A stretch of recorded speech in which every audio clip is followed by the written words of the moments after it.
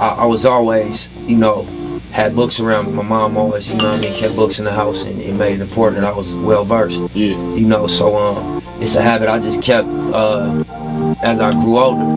And I just read things I was interested in. I started off reading magazines, That's how I learned about hip hop culture outside of LA. Right. By reading like XXL and The Source, hearing about classic albums from other places and all that. Right. And then, like, anything I was interested in, I read the magazines about it. Right. And I just started getting into books. And just like you said, a lot of my best ideas, a lot of my business savvy, which I ain't the smartest dude, but I know what I know.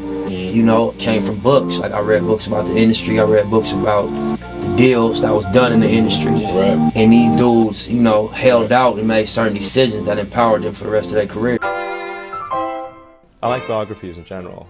Biographies, I think, are really, really interesting read. What'd you learn from them? Well, I think you learn a lot, depending upon whose life you're reading about. There are lots of lessons in there. I read Isaacson's biography of Jobs, which I thought was quite interesting. And I actually really liked his biography of Benjamin Franklin, who I would say is certainly one of my heroes. He seemed like a really great guy.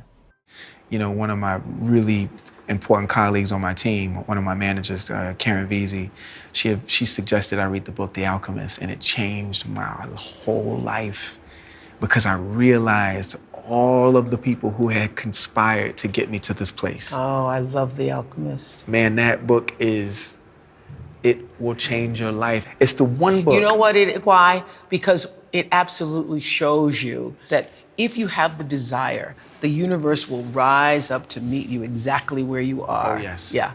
Oh, yes. Yeah. Yes. You have to be unafraid to dream. You have a very interesting hobby. I want to ask you about this photograph, because this is something that you've done this regularly? Yes, so in my spare time, this is a phrase that I have coined myself. I am a book ninja. A book ninja? I like ninja my way around public places, mostly the tube or the underground, which is what we call it in the UK. And I leave books for commuters. For people to find? For people to find and then read and then hopefully pass on. Read, write, read. If the president were here, one of his greatest strengths is reading.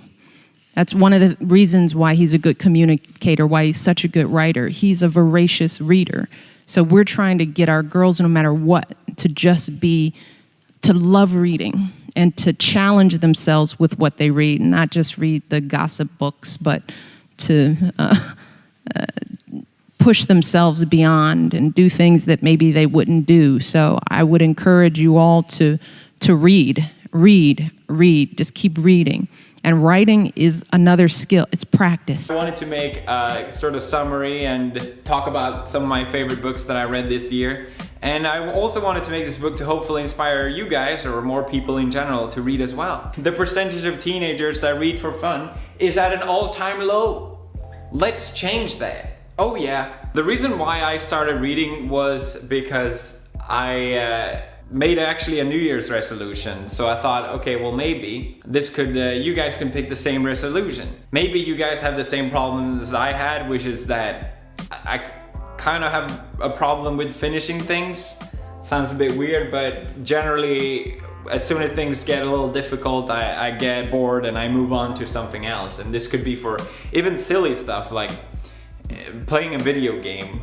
If it gets boring at some point, I don't really care to finish it, and I'll just buy a new game or move on to something else. Or whether it's a hobby project, as soon as it gets a little boring, I generally don't finish it. So I miss that feeling of finishing something. When you read books on lives legendarily lived, it sustains your hope. It reminds you that life is full of ups and downs. It reminds you that the very journey of being human has these unexpected twists. And I don't know about you, but education fuels my energy. I can be having a day where, you know what, I'm not on the top of my game, and I just make the time to read a book. And it gives me this burst of fire in the belly to give me another 2 or 3 hours of creativity or productivity. But more than anything else, when I read books, it reminds me of the best of life. It reminds me, you know what, there are no extra people on the planet. It reminds me, you know what? Make your I can larger than your I can. And it reminds me that every single one of us does have this lofty ambition and this hidden greatness within us that is our birthright to live every day.